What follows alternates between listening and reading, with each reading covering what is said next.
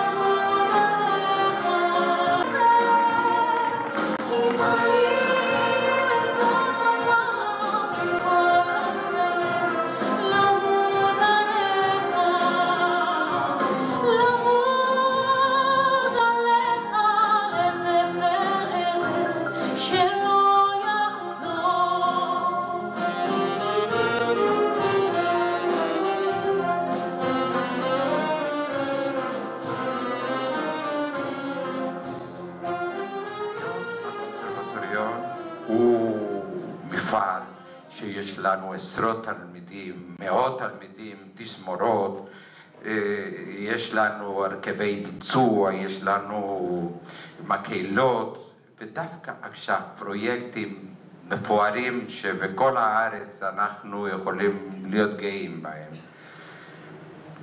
אבל אין אושר יותר גדול מלראות, יושבים על הבמה את הילדיי יחד עם נכדיי שמנגנים. תקומו שיראו אתכם, תקומו.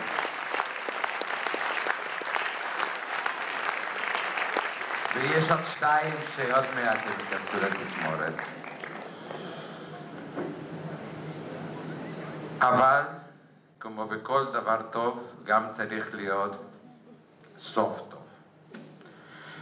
ועכשיו שאני מרגיש בשיא ואני מרגיש שעשינו משהו טוב והעץ שאנחנו שתלנו נתן את הפירות ונותן פרי ונותן פרחים, חשבתי והחלטתי שהגיע דווקא עכשיו עת להעביר את המושכות הלאה.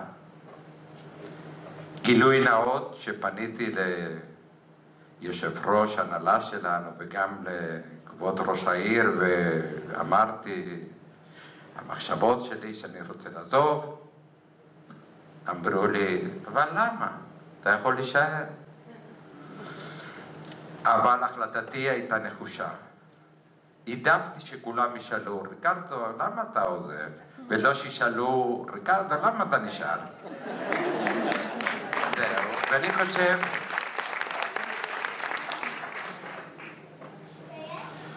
זה לא מובן מאליו שבן אדם עושה כל חיי בעבודה אשר מנהיג לו כל כך הרבה סיפוק. נהניתי כל יום וכל השנים שחלפו כמה מהר להגיע למה שכולנו מכירים כמו משפחת הקדמה, ותמיד יחד עם חניתה, שלא רק שותפי, אני יכול לקרוא לה אחותי. אני מקווה שאחותי גם פה היא לא תקנא. חניתה יקרה, עברנו ביחד רגעים יפים מאוד וגם רגעים קשים מאוד, אבל תמיד ידענו לחזק אחד את השני.